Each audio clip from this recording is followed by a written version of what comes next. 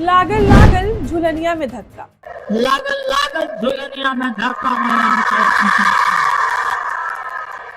लागल झुलनिया में धक्का बोला। नमस्कार दर्शकों, इम्पैक्ट लाइव देख रहे हैं आप। आपके साथ मैं हूं सृष्टि गुप्ता। इस गाने के बोल सुनते ही ज्यादातर लोगों की आंखों के सामने लालू यादव का चेहरा घूमने लगता है। लागल लागल झुलनिया में धक्का।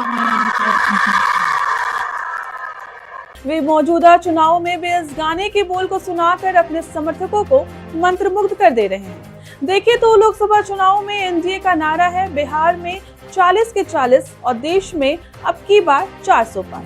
लेकिन एनडीए के इस मिशन में लालू परिवार दीवारबंदी नजर आ रही है। ऐसा लग रहा है मानो बिहार में मोदी वर्सेस तेजस्वी की लड़ाई है, जहां तेजस्वी यादव को मजबूत करने के लिए लालू यादव फिर से पुराने रंग में दिख रहे हैं। लालू यादव ने तो चुनाव में ऐसा ताना बाना बुना है जहां महागठबंधन की जीत का सेहरा तेजस्वी यादव के सिर पर बंधेगा। लेकिन अगर हार होती है तो इससे लालू यादव की हार समझी जाएगी, क्योंकि टिकट बंटवारे में वे आगे दिखे थे। मतलब साफ है कि लालू यादव लोकसभा और विधानसभा दोनों चुनावों की रणनीति पर काम कर रहे हैं, ताकि तेजस्वी यादव का राजनीतिक कद कम नहीं हो। हालांकि तेजस्वी यादव भी इस बार लालू यादव के नक्शे कदम पर चलते नजर आ रहे हैं। वे भी लगभग हर चुनावी रैली में फिल्म साजन चले ससुराल का एक लोकप्रिय गाना तुम तो धोखेबाज हो गा रहे हैं। अरे तुम तो के बाज हो, वादा करके भूल जाते हो। रोज रोज मोदी जी तुम ऐसा करोगे, रोज रोज मोदी जी तुम झूठ बोलोगे, जनता जो रूठ गई तो हाथ मलोगे। इतना ही नहीं, वे अपनी बात को लोगों तक पहुंचाने के लिए पीएम मोदी के पिछले भाषणों के ऑडियो क्लिप भी चला रहे हैं। अगर इसी प्रकार से महंगाई बढ़ती गई तो गरीब क्या खाएगा? लेकिन प्रधानमंत्री महंगाई का न बोलने के लिए तैयार नहीं है, महंगाई का न बोलने के लिए तैयार नहीं। इनका अहंकार इतना है, महंगाई के लिए एक शब्द बोलने को तैयार नहीं है। मरो तो मरो, आपका नसीब।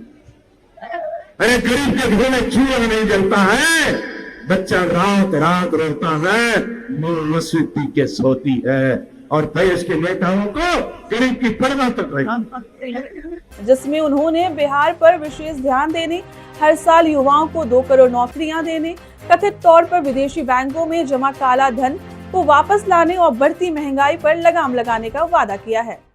ये गरीबी का हाल कर दिया है। वोट करने जाए तो जरा घर में जो गैस सिलेंडर है ना, उसके जरा नमस्कार करके जाइए। गैस सिलेंडर छीन ली इन लोगों ने, और गैस जिस प्रकार से महंगा कर दिया है, याद करके जाइए। गरीब को कुछ मुफ्त में दे दो, उसको चाहिए। आज वादा करता हूं, दिल्ली सरकार 1.25 लाख करोड़ रुपए का पैकेज देगी।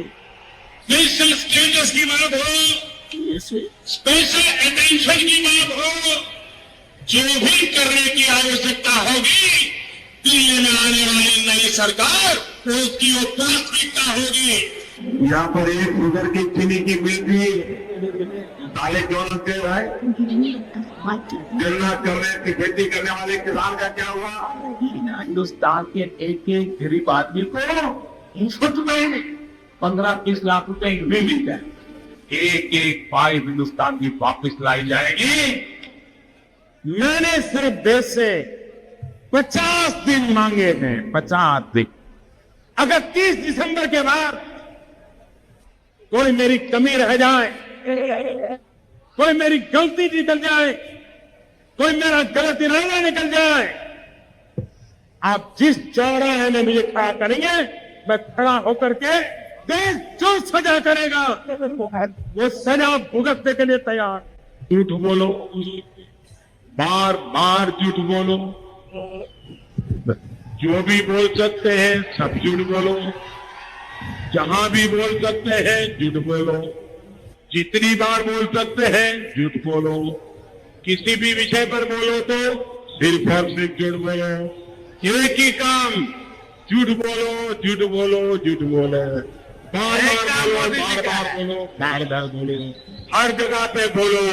और जोर जोर से बोलो, अरे हम तो फकीर आदमी है, झोला लेके चल पड़ेंगे जी। अब मुझे बताइए, अगर इसी प्रकार से महंगाई बढ़ती गई तो गरीब क्या खाएगा? वैसे अगर विपक्ष के चुनावी रैलियों पर नजर दौड़ाएंगे तो बिहार में तेजस्वी यादव अकेले पीएम मोदी, अमित शाह, राजनाथ सिंह, जेपी नड्डा, योगी आदित्यनाथ और नीतीश कुमार जैसे एनडीए के दिग्गज नेताओं के खिलाफ चुनावी लड़ाई लड़ रहे हैं। यहाँ चुनाव की शुरुआत से लेकर अभी तक कांग्रेस के सिर्फ 2 बड़े नेता मल्लिकार्जुन खड़गे और राहुल गांधी यहाँ आए हैं।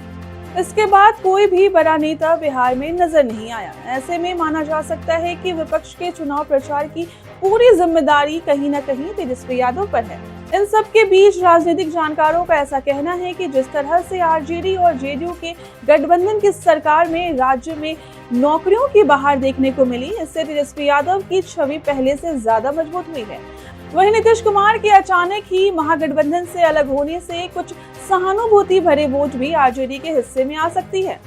इसके अलावा चुनाव प्रचार में भी नेता प्रतिपक्ष रोजगार पर ज्यादा जोर दे रहे हैं, जो चुनाव में बड़ा फैक्टर साबित हो सकता है। इसका मतलब यह है कि तेजस्वी यादव के कारण बिहार में एनडीए की मुश्किलें बढ़ी हैं।